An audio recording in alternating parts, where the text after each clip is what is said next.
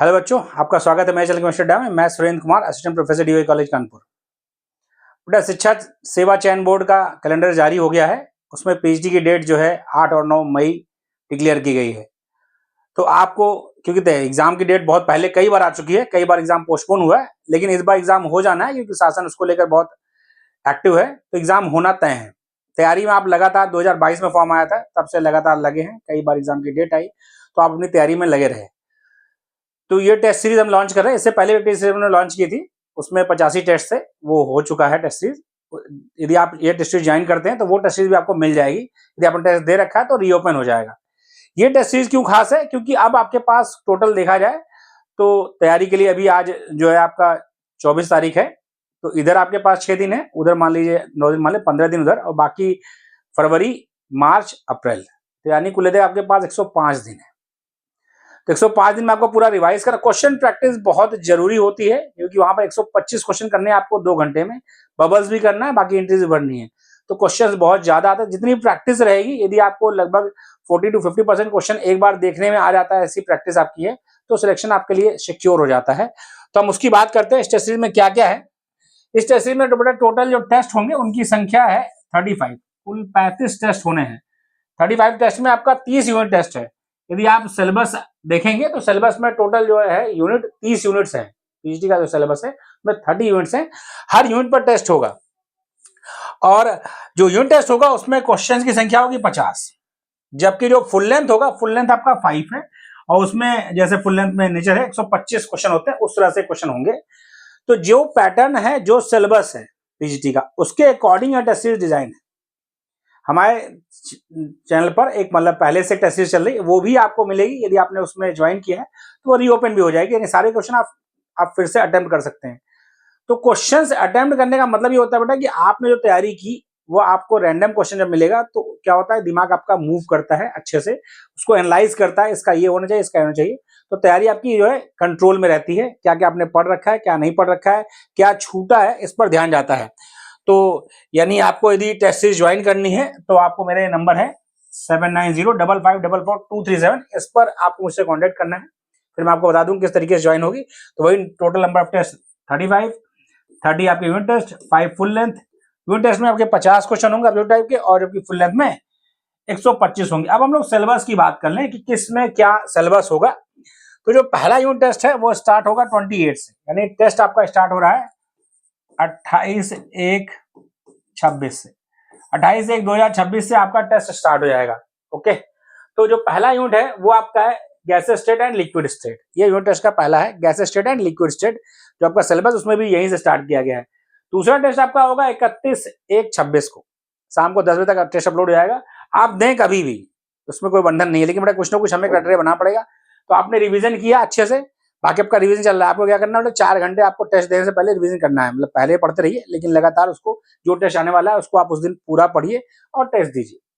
फिर दूसरा टेस्ट आपका है सॉलिड स्टेट का।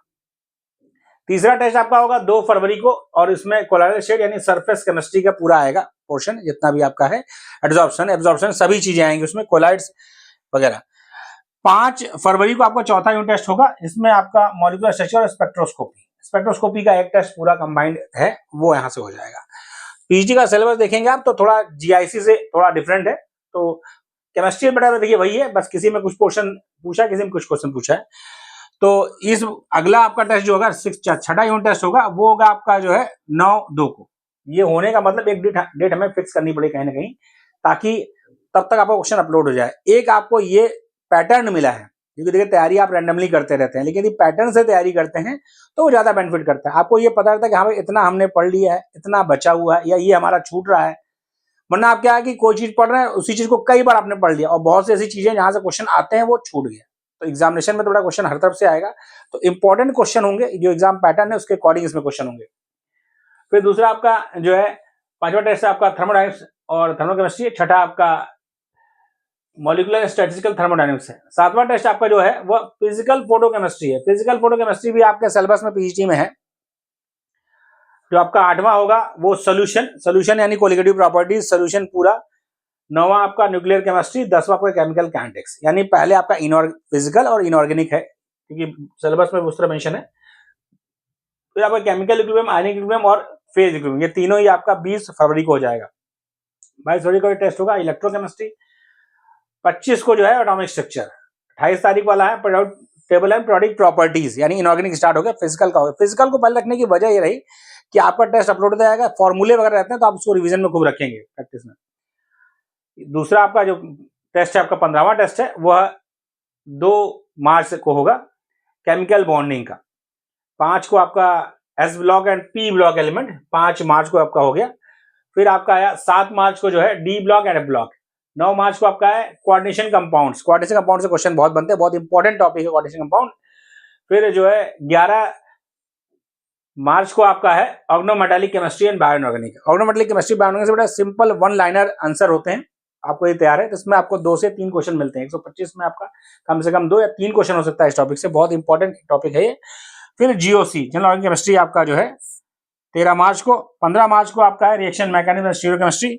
17 मार्च को आपका है ऑर्गेनिक सिंथेसिस। ऑर्गेनिक सिंथेसिस बड़ा सिलेबस है तो 2 पार्ट में, organic synthesis first and second आपका जो हो जाएगा 19 मार्च को। इसी तरह आपका पूरा syllabus carbohydrate, aromatic compound, heterocyclic reactive intermediate, polymer and dice colour, और 6 अप्रैल को आपका केमिस्ट्री इन एवरीडे लाइफ, और उसके बाद 30वां यूनिट टेस्ट आपका 9 अप्रैल को हो जाएगा विटामिन एंड हार्मोन। अब देखिए 1 महीने पहले आपने क्या किया कि पूरा सिलेबस जो है 30 यूनिट टेस्ट में डिवाइड किया, यानी आपका 8 या 9 2 में किसी एक दिन पड़ेगा मई में। 1 महीने पहले यानी 30 दिन पहले लगभग आपने पूरा सिलेबस रिबाउंड कर लिया और उसके क्वेश्चंस भी लगा लिए। ये क्वेश्चन जो इस सीरीज के हैं वो भी, और जो मेरी प्रीवियस सीरीज है उसके भी क्वेश्चन आपको मिलेंगे। तो आपने थ्योरी भी अच्छे से पढ़ रखी है, क्वेश्चन भी प्रैक्टिस कर रखा है।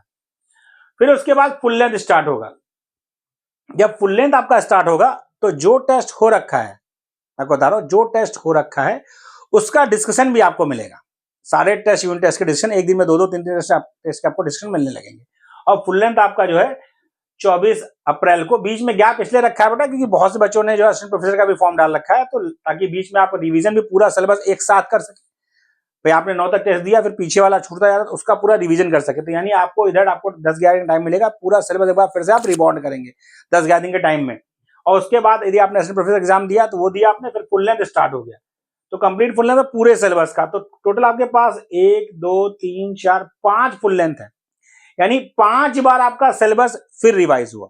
भाई देखिए 22 को होगा, फिर 26 को होगा, फिर क्योंकि आपको बीच में गैप मिला, आपने एक बार रिवीजन कर लिया है तो पूरा सिलेबस एक बार रिवाइज होता है तो 4 से 5 दिन लगता है पूरा रिवाइज करने में। पूरा रिवाइज करिए, पहला फुल लेंथ दीजिए, दूसरा दीजिए, तीसरा दीजिए, चौथा, 5वां। ये फुल लेंथ तो है ही, साथ में मेरी जो प्रीवियस टेस्ट सीरीज है उसमें भी फुल लेंथ है, तो आप उसको भी दे सकते हैं।